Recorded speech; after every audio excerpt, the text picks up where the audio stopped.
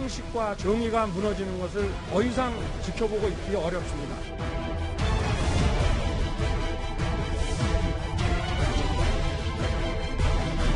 별의 순간이라는 거는 사실은 순간 포착을 제대로 할 줄 알아야 돼.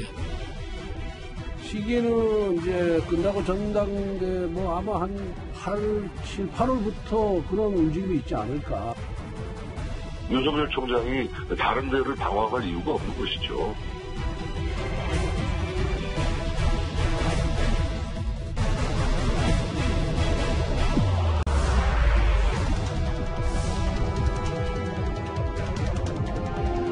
손님들이 빼고마고 막 사진 찍고 하고 있는데 그걸 다 정치에 보내주시더라고요. 이 LH 사건의 핵심은 공공개발을 하더라도 결국에는 사람이 하는 것이기 때문에 항상 공공이라는 이름이 붙었다고 해서 선한 것만은 아니다.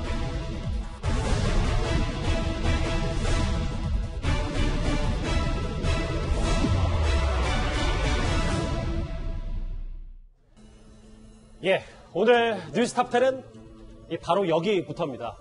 그동안 정말 간헐적으로 메시지를 내고 또 외부 활동을 하던 윤석열 전 총장인데 이제는 뭔가 마음을 굳힌 듯 행보의 속도가 붙었습니다. 윤석열 전 총장이 국민의힘 권성동 의원뿐만 아니라 다른 국민의힘 의원들과도 연쇄적으로 접촉한 것으로 알려졌습니다.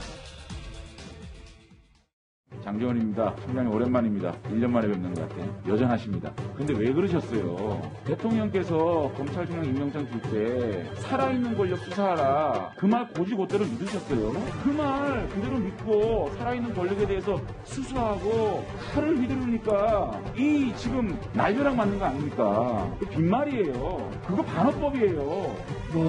제가 능력이 부족해서 대형 국민 사기범들을 신속하게 수사해서 피해자들 의문을 빨리 못 풀어드린 그 점은 제가 사과를 드리겠습니다.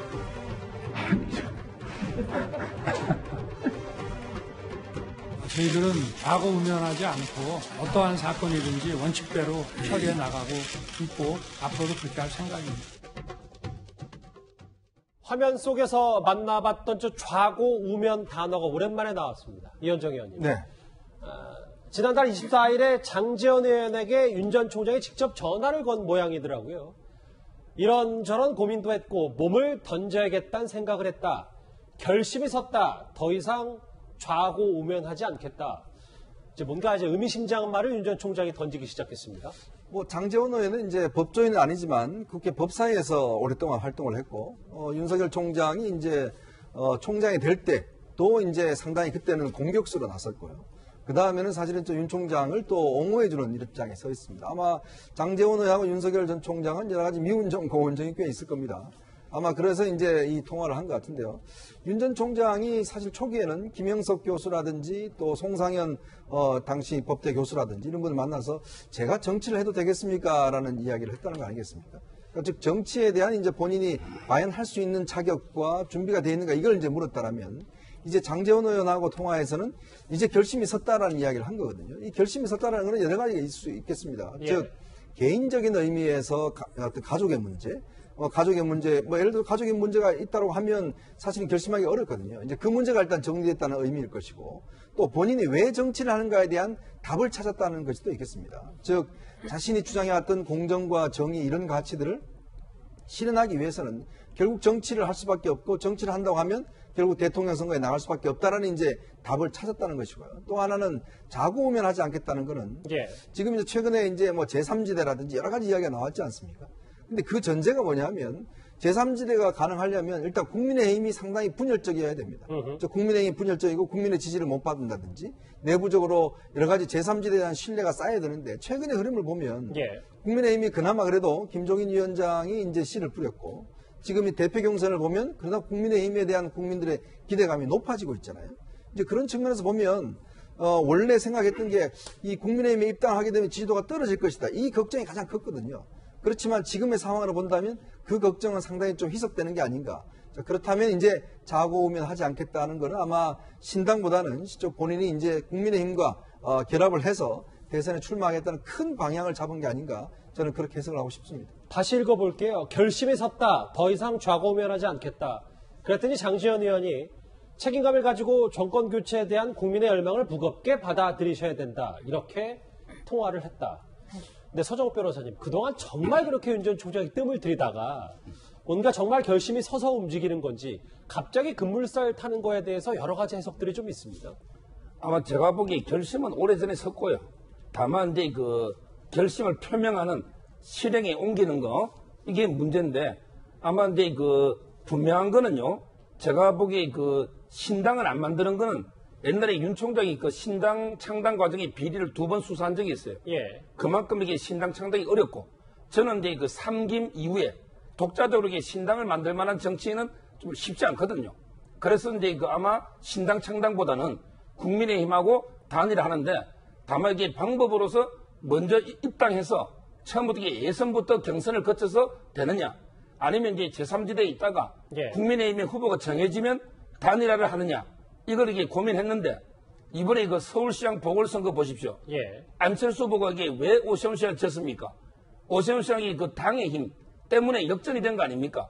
그래서 이제 아마 윤석열 총장도 국민의힘의 후보가 정해져서 제3지대에서 단일화했을 때는 정당이 국민의힘의 그 세력이 만만치 않기 때문에 아마 처음부터 7월 달에나 입당해서 그럼 처음부터 그 백의종군 초심으로 그 경선에 나가서 한번 후보가 돼보자, 이런 데 결심을 굳힌 게 아닌가 이래 보입니다. 서정욱 변호사님, 제가 딴지를 거는 건 아닌데 지난주 이 시간에 서정욱 변호사님이 어떤 관측을 하셨냐면 지지율 1위가 굳이 뭐 제1야당에 들어갈 필요가 있겠냐, 제3지대 창당할 가능성이 높다라고 하셨는데, 그러니까 그 직접 취재한 내용과 윤 전 총장의 움직임이 좀 달랐던 겁니까? 아니면 그 사이에 뭔가 일이 있었던 겁니까? 제가 보기에 저는 팽팽하다고 봤거든요. 아하. 결국은 이제 국민의힘에 입당하면 오히려 이제 또 진보층의 그 지지를 많이 잃기 때문에 반대하는 게 참모들도 많았고요. 그리고 이제 들어가야 된다는 참모도 많았는데, 제가 보기에는 아직도 이게 결심이 100%선 건 아니지만 예. 입당 쪽으로 이게 조금씩 더 다가가는 게 아닌가. 왜? 연쇄 해동을 하기 때문에 저는 그런 관측이 되는 거죠. 장재원 의원을 포함해서 지난 주말 권성동 의원까지 모두 알려지기로는 5명과 윤 전 총장이 연쇄 접촉을 했는데요. 그럼 최근 윤 전 총장과 만났던, 직간접적으로 연락을 주고받았던 의원들의 목소리를 한번 모아봤습니다. 시기는 이제 끝나고 전당대 뭐 아마 한 7, 8월부터 그런 움직임이 있지 않을까.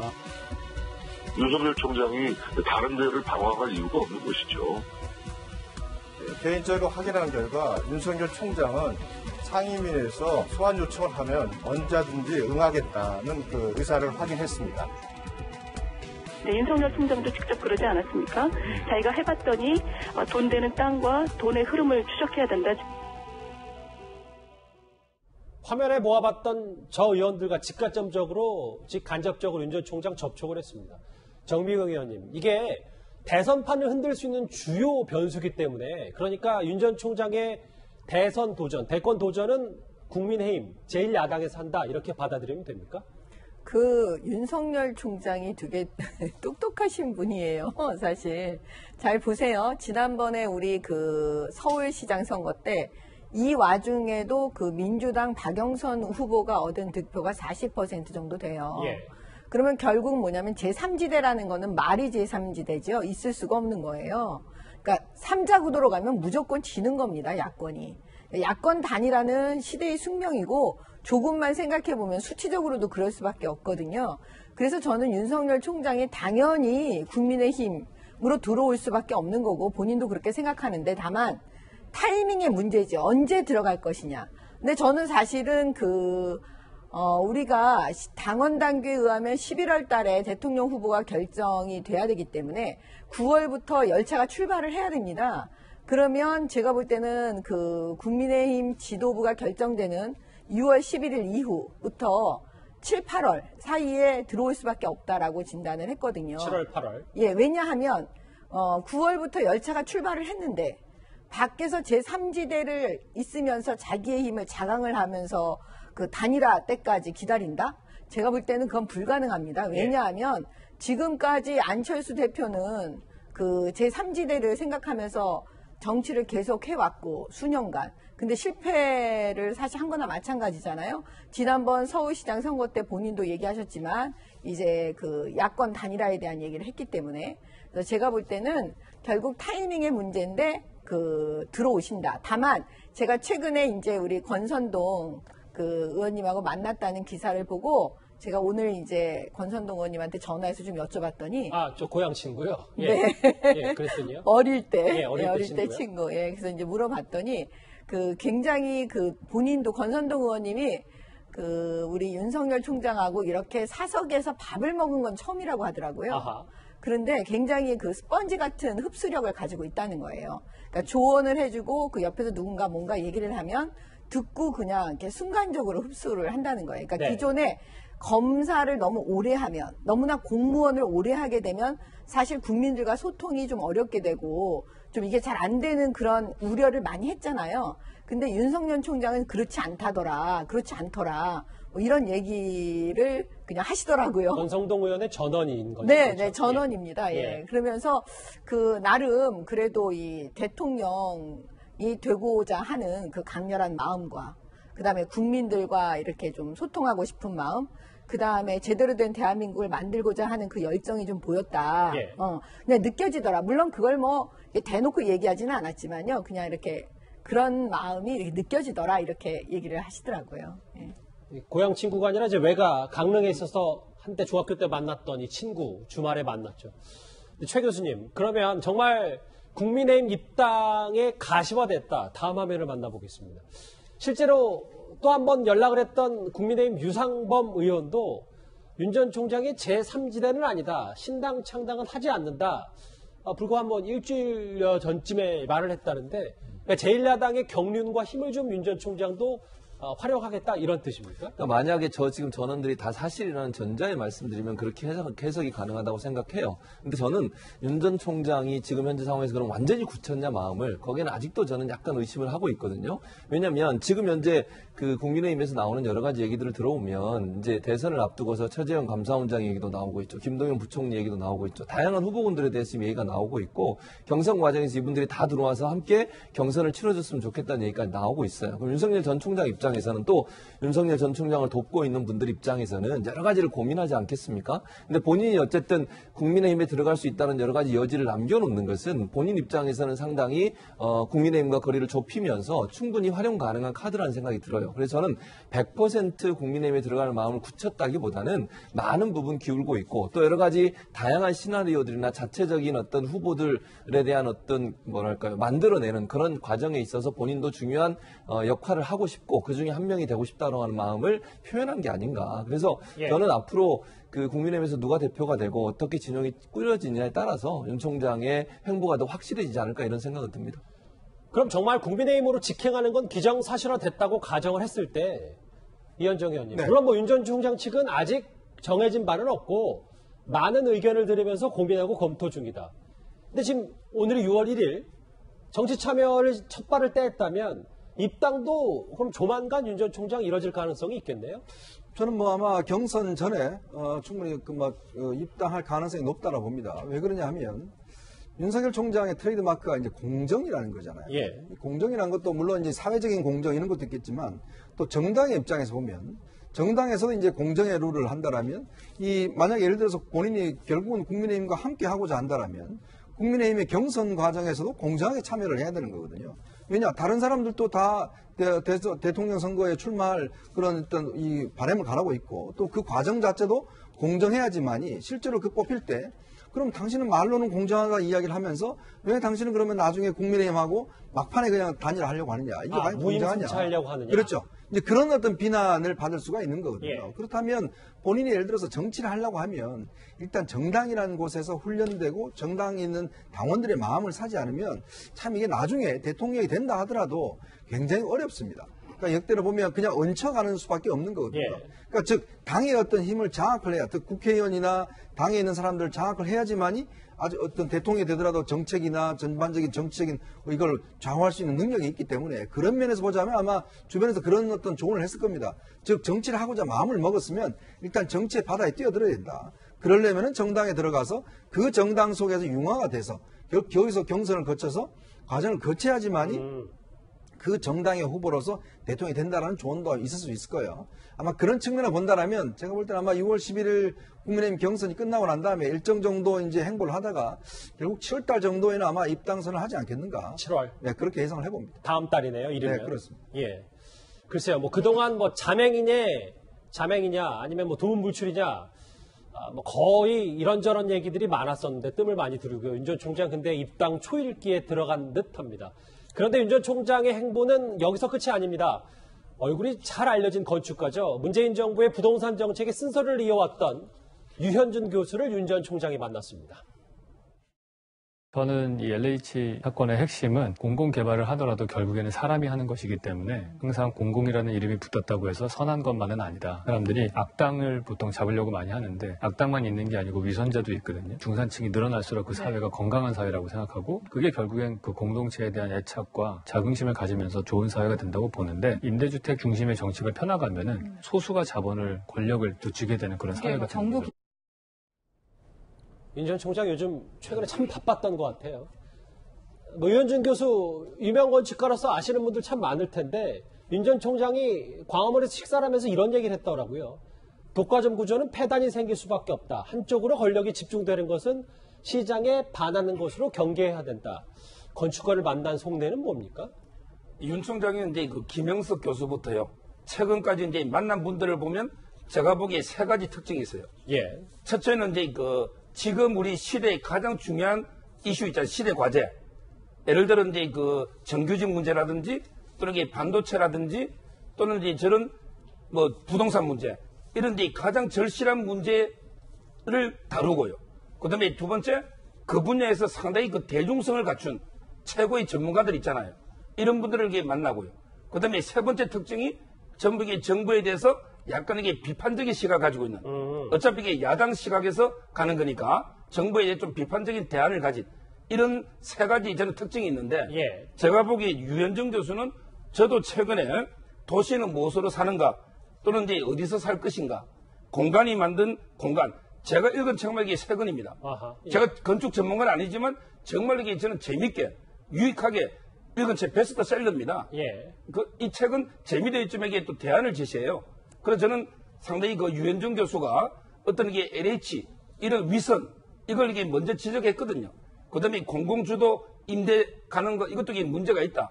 이런 이제 지적을 했고 그걸 이제 공감해서 윤 총장이 저는 이제 연락해서 만나서 이게 조언도 하고 본인 생각을 다듬는 이런 시간을 가진 것입니다. 예. 유현준 교수도 한마디 했어요. 일부 보도를 보니까 윤 전 총장이 공부를 좀 많이 하고 온 것 같았다. 서로 공통되는 견해가 많아서 대화하는 동안 이견으로 각을 세운 것은 없었다. 그러니까 윤 전 총장이 최근에 뭐 대권 수업, 뭐 1교시, 2교시, 3교시 가면 실제로 그 전에 많이 공부와 학습을 한 다음에 전문가들을 좀 만나는 분위기인 것 같습니다. 네, 원래 뭐 제가 듣기로도 아마 이제 책을 많이 읽기 때문에 아마 유현준 교수 책을 많이 읽었을 겁니다. 뭐 저도 많이 읽었고요. 근데 이제 유현준 교수가 참 건축 문제에서 굉장히 좀 새로운 대안들을 제시하는 게 지난 2월 달입니다. 이 방송에 LH 사태가 터지기 전이에요. 예. 한 방송에 출연해서 이런 얘기를 한 적이 있습니다. 이 신도시를 좋아하는 사람들은 지역구 국회의원하고 LH 직원밖에 없다. 이야기를 했어요. 그러자마자 이게 이야기하고 났는데 얼마 뒤에 있어서 바로 LH 사태가 터집니다. 예. 그러니까 유현준 교수가 예언했던 똑같은 상황이 이제 벌어지는 겁니다. 이 신도시라는 게 이제 새로운 신도시를 개발하게 되면 그 정보를 아는 사람이 결국 돈을 잡게 돼 있거든요. 왜 신도시를 자꾸 개발할까라는 걸 따져보면 왜냐하면 이 신도시를 하려면 결국은 교통도 좋아야 되고요. 또 이게 새로운 토지를 개발한 거기 때문에 정보를 입수하는 사람이 돈을 가질 수가 있는 구조가 돼 있어요. 네. 그렇다면 이거는 오히려 이 도시 정책에서 올바르지 않다. 그러니까 영주 교수가 이야기한 게 뭐냐면 이렇게 하지 말고 도시 지역에 여러 가지 재개발, 재건축할 때가 많으니까 중소규모의 재개발, 재건축을 통해서 주택을 공급하는 게 그래도 공정하다라는 대안들을 제시해 왔습니다. 잠시만요. 그러니까 유현준 교수가 얘기했던 크고 작은 규모의 재건축 활성화 주장에 윤 전 총장도 동의했다. 의견을 그렇죠. 모았다. 그래야지만이 이득을 보는 LH라든지 이렇게 권력이나 이렇게 이득을 볼 수가 없다는 거거든요. 더군다나 우리나라 서울 지역만 하더라도 지금 사실은 재개발할 때가 굉장히 많습니다. 예. 근데 이거를 놔두고 자꾸 신도시 중심으로 버리다 보면 바로 LH 같은 사태가 터진다는 것이고요. 또 하나는 바로 이 공공 임대주택 정책입니다.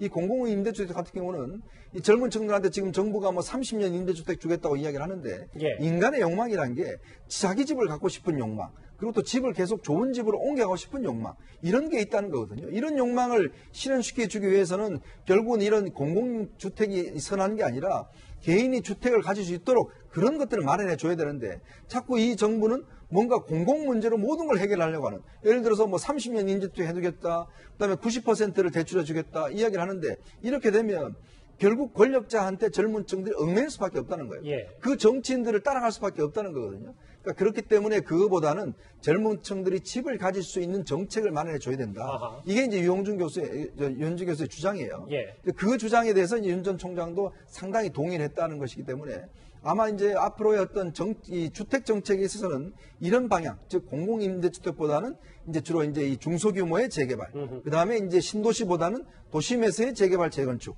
이런 방향을 본인이 생각 가지고 있는 게 아닌가 싶습니다. 그거를 전문가와 함께 의견을 맞춰보고 동의를 한 거고요. 네.